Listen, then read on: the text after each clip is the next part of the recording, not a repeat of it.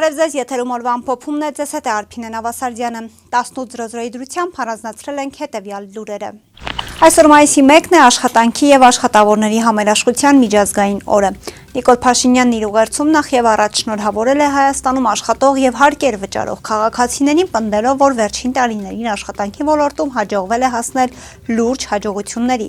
Նա պնդել է, որ 2018-ի իշխանափոխությունից հետո Հայաստանը բարձր տնտեսական աճ է ապահովել եւ արձանագրված ցուցանիշները բարձր են եղել թե աշխարհի եւ թե Եվրասիական տնտեսական միության միջինից։ Փաշինյանի խոսքով 2017 թվականի համեմատ Հայաստանի Հանրապետության տնտեսությունը 53.9%-ով աճել է, պետական բյուջեի հարկային եկամուտներն ավելի քան կրկնապատկվել են։ Եվ այսօր մենք գովերգում ենք աշխատանքը աշխատող մարդուն, հարկ եմ համարում ընդգծել, որ աջակցության տարբեր ծրագրերով 2018 թվականից ի վեր կառավարությունը քաղաքացիներին եւ ընկերություններին է վերադարձրել շուրջ 1.4 տրիլիոն դրամ, որը գնահատանք է աշխատանքին եւ աշխատող մարդուն։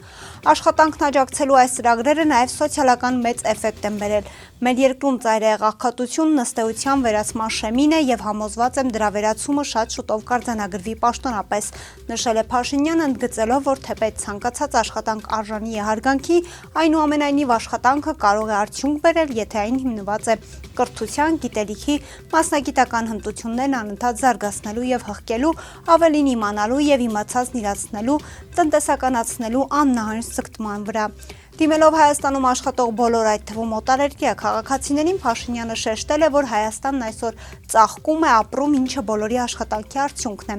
Ուղերձի վերջում նա կրկին շնորհակալություն է հայտնել քաղաքացիներին, փառաբանել նահատակներին ու Հայաստանի Հանրապետությանը։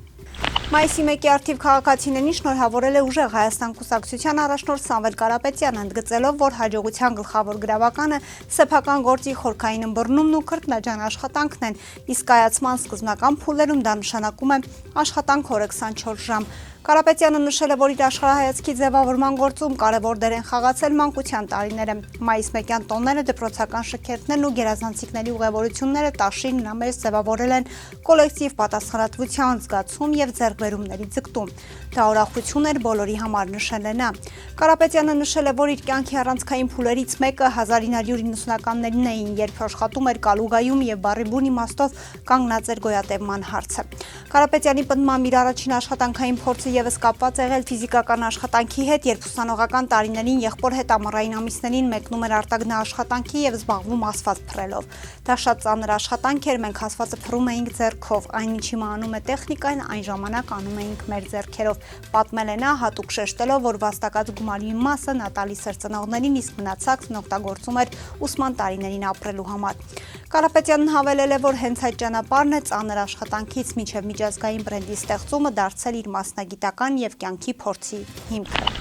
Հայաստանի կառավարությունը Հայաստանի էլեկտրական ցանցերի ձեռքբերման համար բաժնետերերին Սամվել Կարապետյանի ընտանիքին առաջարկել է մոտ 23.3 միլիարդ դրամ, 62 միլիոն 300 հազար դոլար պայմանով, որ Կարապետյանը ընկերությանը վերադարձնի վերջին 10 տարիներին ստացած շահաբաժինները 23 միլիարդ 158 միլիոն դրամը։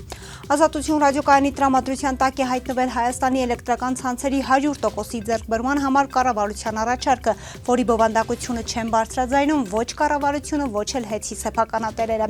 Փաստացի, եթե սեփականատերերը իր ստացած շահաբաժինները վերադարձնի ընկերությանը, կառավարության հետի բաժնետոմսերի համար առաջարկը կկազմի 142 միլիոն դրամ 380 հազար դոլար։ Ազատություն ռադիոկայանը գրավոր դիմում է լրտերացքային կառավարման եւ ենթակառուցվածքների նախարարություն, խնդրելով հայտնել իրենց կողմից ինչ գնահատառաջարկ է ներկայացվել հետի բաժնետոմսերի դիմաց, ինչ բանաձևի հիման վրա է որոշվել այդ գինը, որքան է կազմում հետի շուկայական արժեքը։ Ի պատասխան նախարարությունից նշել են, որ հետը տասնամյակներ առաջ եղել է մասնավորեցման ենթակալ օբյեկտների ցանկում, անպատասխան թողնելով մյուս հարցերը։ Հետագայում տկենից հաղորդեցին, որ քննարկումներ են ընթանում ու հավելյալ տեղեկատվություն այդ մասով հաղորդել չեն կարող։ Այնինչ գնահատառաջարկի շուրջ քննարկումներն այս փուլում ավարտվել են փետրվարի 17-ին, երբ տկեն նախարարը ԴԽ 21.156/2026 գրությամբ հետի բաժնետոմսերի գնման համար առաջարկել է 23.3 միլիարդ դրամ պայմանով, որ հետի սեփականատերը հետին պիտի վերադարձնի 23 միլիարդ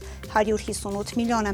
Ազատությունը նաև գրավոր դիմել էր ՀԵՑ-ի ժամանակավոր կառավարիչ Ռոմանոս Պետրոսյանին, խնդրելով հայտնել, թե որքան է ընկերության շուկայական արժեքը, ինչ մեթոդով է փոխհատուցումը հաշվարկվել, ընկերությունից հարցմանը չեն արձագանքել։ Wildberries-ը դադարեցրել է հայաստանյան առևտրային ընկերությունների վաճառքները, այս մասին հայտնել անհատ ձեռնարկատեր Շուշան Մկրտչյանը, ավելի վաղ Մկրտչյանը սոցցանցերում գրել էր խնդրի մասին, նշելով, որ Հայաստանից վաճառքները դադարեցվել են առանց որևէ պատճառաբանության մի քանի ժամում։ Խնդրի պատճառով բազմաթիվ վաճառողներ հայտնվել են անորոշ իրավիճակում։ Wildberries Marketplace-ը 3 առավոտվանից սկսել էր քիչ-քիչ փակել հայ վաճառողների ապրանքները։ Այս մասին վաճառողները սկսեցին գրել Telegram-յան խմբում, որտեղ 2500 ձեռնարկատեր կա։ Երեկոյան արդեն բոլոր հայկական ԱՁ ու ՍՊ ունեցողների ապրանքները փակվեցին Wildberries-ում, ասաց Մկրտչյանը։ Նա ընդգծեց, որ ստացվում է հայկական բիզնեսի համար փակվեց արտահանման կարևոր Marketplace եւ վաճառքների ծավալները խիստ կկրճատվեն։ Հատկապես փոքր բիզնեսների համար Marketplace-ը ոչ միայն վաճառքի միջոց էր, այլ նաեւ արդյունավետ գործիք, կանխիկ հոսքեր ձևավորելու եւ բրենդի ճանաչելիությունը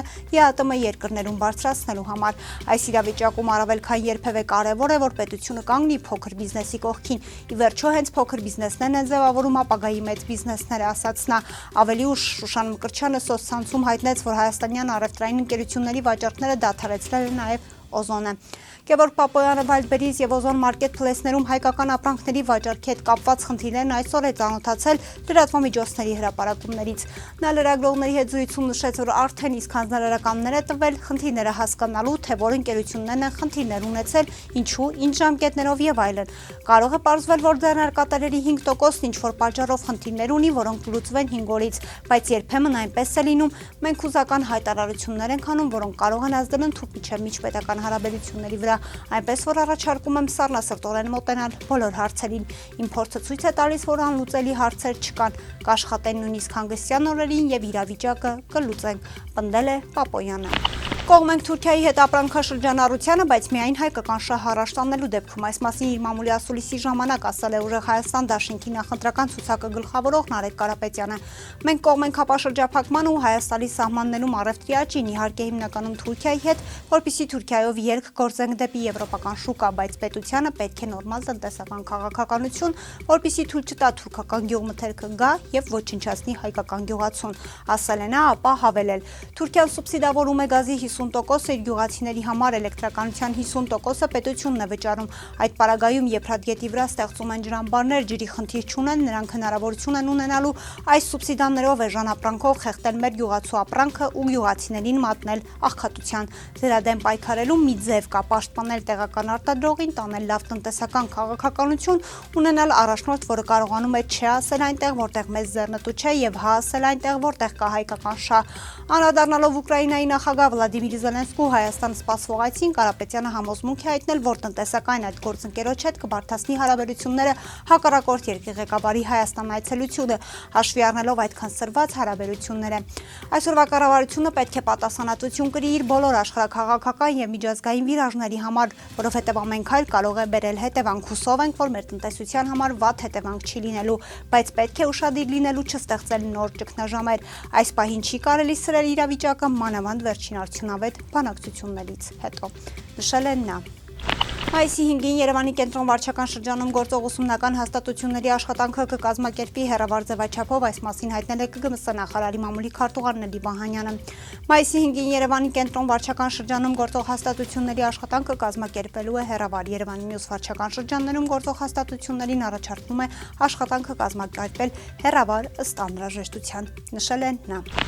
Այսօր մայիսի 1-ին վրա երթ է տեղի ունեցել Կոտայքի մարզում ժամը 00:05-ի սահմաններում Արագածոտնի մարզի բնակիչ 31-ամյա Նարեկ Գնիր վարած Mercedes Magnus-ի ավտոմեքենայով Երևան-Աշտարակ ավտոճանապարհի Պրոշյան գյուղի վարչական տարածքում վրաերթի է ենթարկել հետիոտն Արագածոտնի մարզի բնակիչ 67-ամյա Ստեփան Ս-ին։ Ինչպես հայտնում է ֆոտոլրագրող Գագիկ Շամշյանը, վարորդը փախուստի չի դիմել, օգնել է օպերատիվորեն ժամանած 103 շտապօգնության բժիշկների հերթապահ խմբին վիրավորին տեղափոխել Արմենիա բժշկական կենտրոն։ Դեպքի փաստով քննչական բաժնում նախաձեռնվել է քրեական վարույթ, քննիչի հանձնարարականով ավտոմեքենան տեղափոխվել է ոստիկանության Նայիրի բաժնի պահպանվող հատուկ տարածք։ Վարորդը ենթարկվել է սթափության փորձաքննության, եղել է սթափ։